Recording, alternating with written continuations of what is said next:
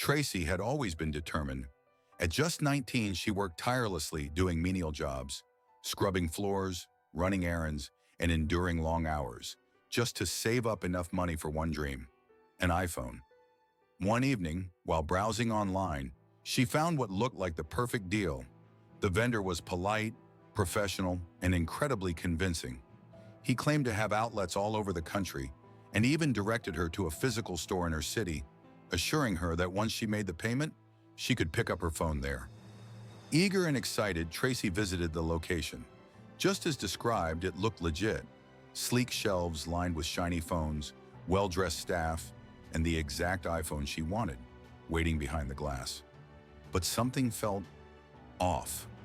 Everyone acted like they'd been expecting her. Their warmth was almost too much.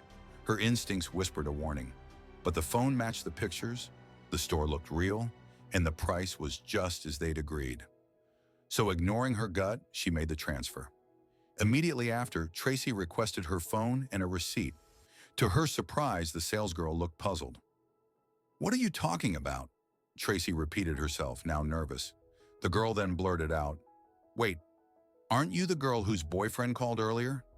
He sent us your photo and said he was sending you over to pick up the phone he bought for your birthday. He also said you'd be the one to pay." Everything came crashing down in an instant. Tracy's voice trembled. "Sorry, can I confirm something? Does this store actually have anything to do with the person I've been chatting with online?" The smile vanished from the salesgirl's face.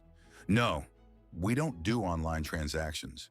We don't know who that is. You've been scammed." Tracy froze. Her heart pounded. The man had used stolen pictures and fake claims to manipulate her into believing there was a real connection between him and the store. It was all a trap. Tears streamed down her face. Her world collapsed as reality set in. But instead of staying down, she acted. Tracy rushed to the bank to report the scam. Fortunately, she arrived just as the branch manager was leaving. After hearing her story, he immediately ordered that the fraudster's account be frozen. An alert was also sent to the branch that managed the account, instructing them to place it on a watch list. If the account holder showed up, he was to be arrested on the spot. Days passed. Tracy and her friends turned into detectives. They combed the internet, searched for leads, tracked the scammer's number, and even accessed his recent call history. Through law enforcement, they traced the number to Benin City, Nigeria, not Lagos as the scammer had claimed. The man who posed as a businessman was nothing more than a clever street fraudster. And he wasn't alone. The police revealed that he was part of a four-man syndicate, but he had personally executed Tracy's scam. The police gave her his picture and a list of phone numbers linked to the gang. Determined to see justice done, Tracy packed her bags and embarked on the longest journey of her life, from Akwa Ibom to Benin. She arrived late at night. With no time to waste, she went straight to the police station to file her report. The officers listened intently and were angered by her story. They pledged to help her retrieve her 250,000 naira and even reimburse her investigation expenses. But then came the twist. After examining the address linked to the criminal, the DPO frowned. His tone turned grave. "I know this village. It's called the Village of No Return. It's extremely dangerous, and we rarely go there unless we have multiple cases connected to it. If you want us to go immediately, you'll have to fund the trip. 600,000 naira. Tracy was stunned. She had already lost so much. Spending 600,000 naira just to retrieve 250,000 naira. It felt like a cruel joke. With tears in her eyes, she was escorted to a nearby guest house. That night, she couldn't sleep. The memories of all the labor it took to raise her savings tormented her. Yet here she was, on the brink of giving up. But fate wasn't done with her. Just as she was about to board a bus back home the next morning, Tracy's phone rang. It was an old friend, now a soldier. After some small talk, he asked where she was. "Benin City," she said. He was shocked and asked why. She recounted everything. His tone shifted. "Don't leave yet. Talk to the bus park attendants. See if they'll refund your fare." She did. Surprisingly, they gave her the money back. Then her soldier friend sent her the contact of a military colleague in Benin. She called immediately. The soldier asked her to come to the barracks. Without delay, she ordered a ride. When she arrived, she handed over the file of the scammer's details. The soldier reviewed everything, and after tracing one of the most dialed numbers by the suspect, they found something shocking. The number belonged to a pastor.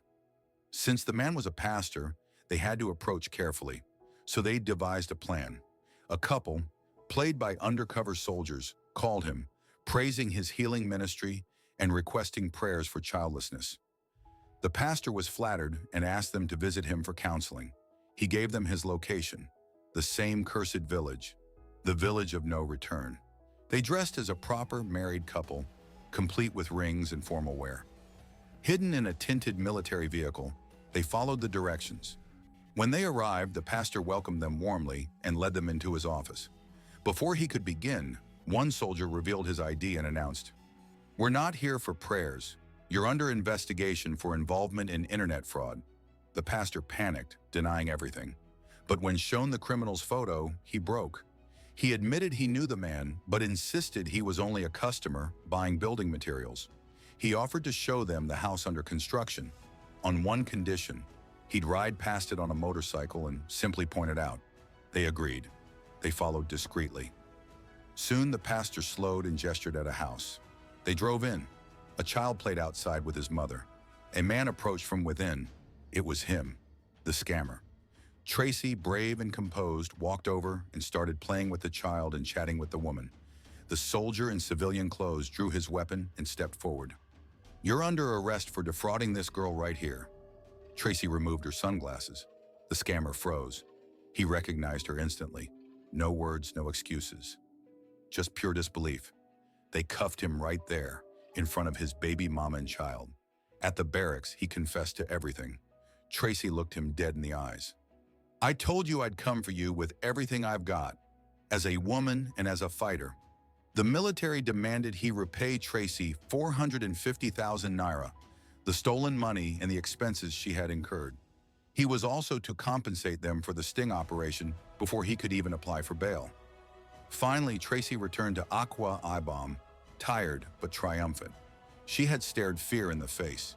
She had entered the village of no return and returned with victory. If Tracy's courage moved you, don't let her story end here. Share this video to expose the tactics of online scammers. Comment justice if you believe in fighting back. And most importantly, subscribe for more true stories of grit, resilience, and justice. Because somewhere out there, another Tracy needs to know she's not alone. You might be the reason someone doesn't fall for the next trap. Be bold. Be vigilant. Be part of the fight.